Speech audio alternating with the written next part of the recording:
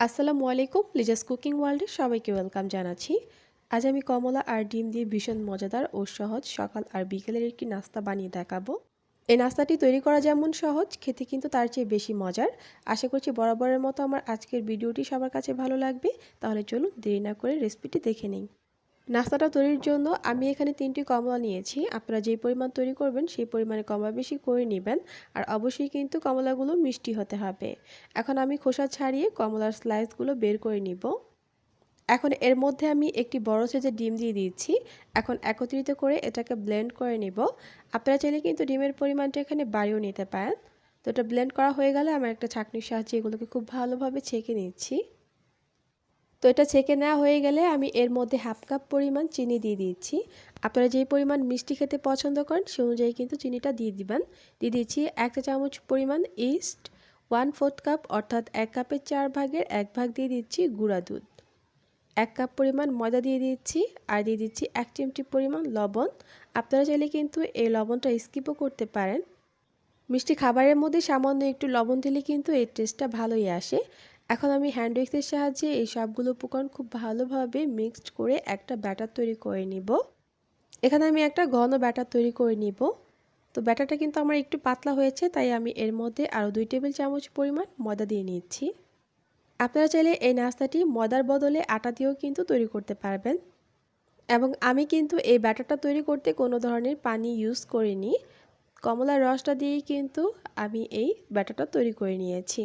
নাস্তার কালারটা আরও সুন্দর করার জন্য এখানে আমি 1 চিমটি পরিমাণ অরেঞ্জ ফুড কালার দিয়ে দিচ্ছি। আর এটা কিন্তু টোটালি অপশনাল, আপনারা চাইলে কিন্তু স্কিপও করতে পারেন। তো ঠিক এরকম একটা ঘন ব্যাটার তৈরি করে নিয়েছি। আশা করছি আপনারা দেখেই হয়তো বুঝতে পারছেন। এখন আমি একটা ঢাকনা দিয়ে ঢেকে এটাকে 15 মিনিটের জন্য রেস্টে রেখে দিব। ফিরে আসলাম 15 মিনিট পর। আবারও একটা হ্যান্ড উইক্সের সাহায্যে এগুলোকে খুব ভালোভাবে মিশিয়ে নিব। এখন এই ব্যাটারটাকে আমি একটা পাইপিং ব্যাগে ভরে নিব। আর পাইপিং ব্যাগের মধ্যে কিন্তু আমি একটা নজেল লাগিয়ে নিয়েছি। আর এটা কোন ডিজাইনের নজেল আপনারা আশা করছি দেখেই বুঝতে পারছেন। এখন আমি নাস্তাগুলোকে জিলাপির মতো পেঁচিয়ে নিব। নজেলটা দেওয়ার কারণে কিন্তু খুব সুন্দর একটা ডিজাইন চলে আসছে। আপনারা চাইলে কিন্তু নজেল ছাড়াও জিলাপির মতো এই নাস্তাটা তৈরি করে নিতে পারবেন। তেলটাকে কিন্তু হালকা গরম করে এরপর এই নাস্তাগুলো তৈরি করে নিতে হবে। আর চুলার আঁচটা কিন্তু অবশ্যই এই পর্যায়ে লোতে রাখতে হবে, না হলে যে নাস্তাগুলো তৈরি করব এতে করে কিন্তু নাস্তাগুলো পুড়ে যাবে। বিশেষ করে কিন্তু বাচ্চারা এই নাস্তাটি খুবই পছন্দ করে থাকবে। আর এই নাস্তাটা তৈরি করা কিন্তু খুবই সহজ। তো সবগুলো আমার ডিজাইন করা হয়ে গেলে এখন চুলার আঁচটাকে আমি মিডিয়াম করে দিব। আর অবশ্যই কিন্তু এই নাস্তাগুলোকে ডুবো তেলে ভেজে নিতে হবে। এখন একটি কাঠির সাহায্যে আমি এগুলোকে উল্টে পাল্টে নিব, যেন সব জায়গা দিক থেকে খুব সুন্দরভাবে ভাজা হয়ে যায়। নাস্তাগুলোকে কিন্তু আমি ব্রাউন কালার করে ভেজে নিয়েছি।